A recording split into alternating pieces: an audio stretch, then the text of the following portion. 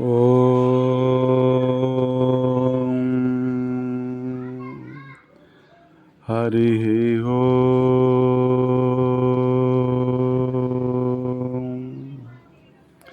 హరి ఓం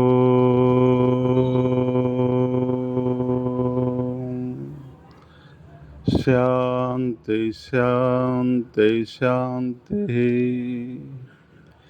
ఓం శ్రీకృష్ణ పరబ్రహ్మణే నమః. శ్రీ సద్గురు పరమాత్మనే నమః.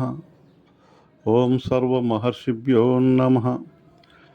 ఓం శాంతి శాంతి శాంతి.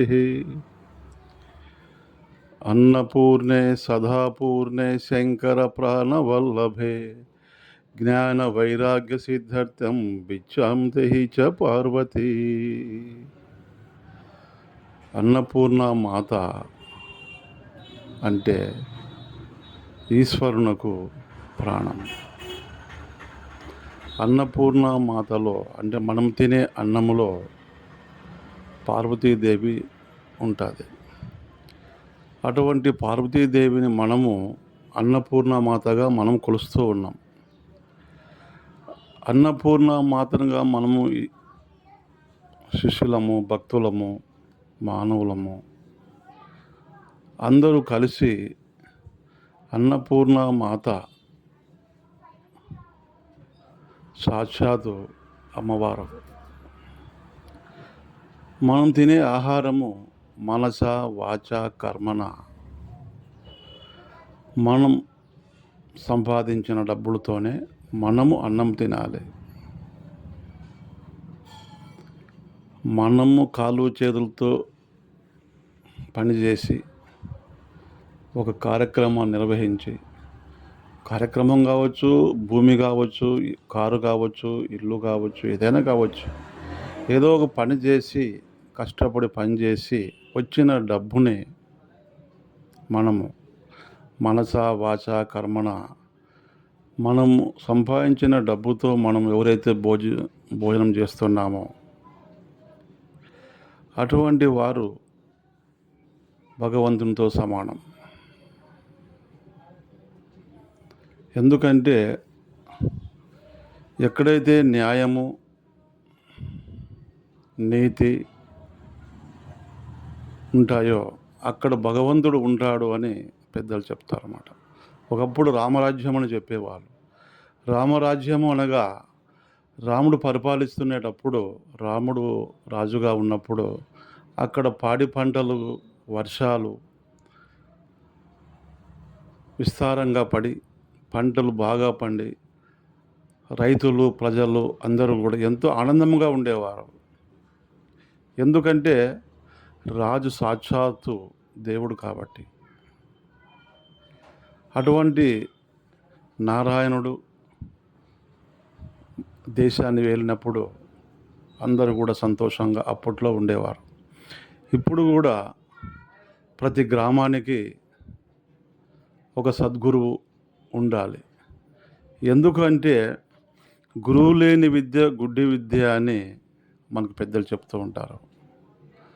గురువులు ఎప్పుడైతే గ్రామంలో ఉంటారో వారు మనం చేసే తప్పులు వాళ్ళు చూపించి, ఈ తప్పు చేయకూడదు, ఇది తప్పు, మనం ఈ రూట్లో పోకూడదు, మనం వేరే రూట్లో పోవాలి, మనం ఏం చేసినా కూడా మంచి కర్మ చేయాలి, చెడు కర్మ చేయకూడదు, అందరు చెప్పిన మాటలు వినాలి, దానిలో కేవలం మంచి మాత్రమే తీసుకొని చెడును వదిలేయాలి. ఈ విధంగా గురువులు బోధ చేస్తూ ఉంటారు. కాబట్టి గురువు లేకుంటే ఆ గ్రామం అంతా అంధాకారమే. డబ్బులు ఉండొచ్చు, అన్ని ఉండొచ్చు, పదవులు ఉండొచ్చు, అధికారం ఉండొచ్చు, ఎన్నున్నా కూడా గురు బ్రహ్మం గురు విష్ణు గురుదేవో మహేశ్వర గురు సాక్షాత్ పరబ్రహ్మం తస్మై శ్రీ గురవే నమః. గురువు అనగా బ్రహ్మ విష్ణు మహేశ్వరుడు. వాళ్ళ ముగ్గురిని ఎవరైతే కొలుస్తుంటామో వాళ్ళ ముగ్గురులో కూడా వాళ్ళ ముగ్గురు కన్నా గురువే గొప్ప అని మన పెద్దలు చెప్తుండేవారు. ఎందుకంటే గురువు అనగా అన్ని రకాల మనకు విద్య నేర్పుతాడనమాట. పుట్టినప్పటి నుంచి చనిపోయే వరకు మనం ఏమి చేయాలో అన్ని విషయాలు గూడా మనకు చక్కగా నేర్పి, మనకి విద్య నేర్పి ఉంటాడు గాబట్టి, అటువంటి గురువును మనం భగవంతునిగా భావించాలి. గురువు అనగా మామూలు విషయం కాదు. సద్గురువులు ఎంతో కష్టపడి, వారు ఎన్నో ఊర్లు తిరిగి, ఎన్నో కష్టాలు పడి, వారు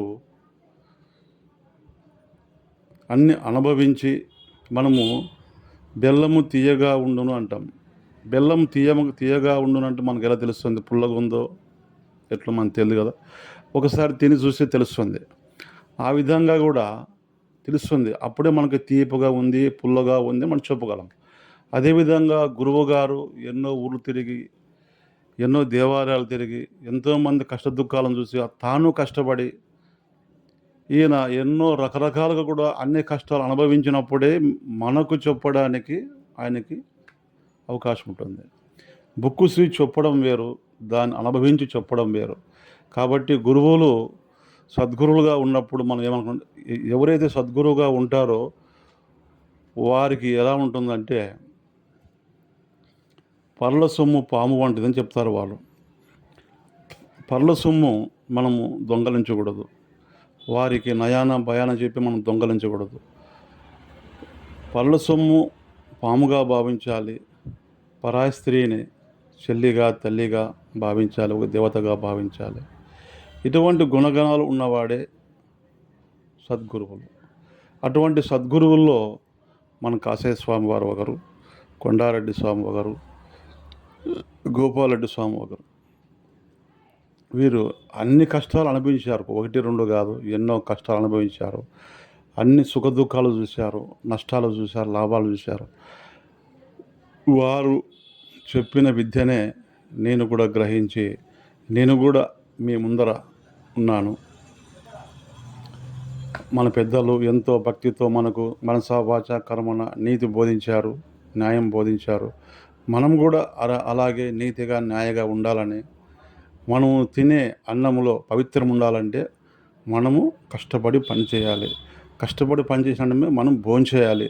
అప్పుడే భగవంతుడు మనకు మంచి గుణము ఇచ్చి మరి జన్మ రాకుండా మనల్ని కాపాడుతాడు. మరి జన్మ రాకుండా జన్మ రాహిత్యమే మోక్షం అని చెప్తారు పెద్దలు. కాబట్టి మరి జన్మ లేకుండా జన్మ రాహిత్యం పొందాలని, మోక్షం పొందాలని, మీరందరూ కూడా సుఖంగా ఉండాలని, మీరందరూ కూడా మంచి జ్ఞానవంతులే ఉండాలని. ప్రతి మనిషి దేవుడే. ప్రతి మనిషికి కూడా జ్ఞానం ఉంటుంది. కానీ మాయలో పడిపోయాం కాబట్టి ఆ మాయ అనేది మనకు జ్ఞానానికి అడ్డం వస్తుంది. మనలో ఉండే అజ్ఞానం తొలగించేవాడే సద్గురువులు. కాబట్టి మనలో ఉండే అజ్ఞానం తొలగించాలంటే మనందరం కూడా సద్గురువుకి సేవ చేయాలి. అతను చెప్పిన మాటలు వినాలి. అతను చెప్పిన మాటలు వినడమే కాక దానిని ఆచరించాలి. ఆచరించినప్పుడే మనకు జ్ఞానం లభిస్తుంది. మనం కూడా ముక్తి పొందుతాము. ధన్యవాదాలు.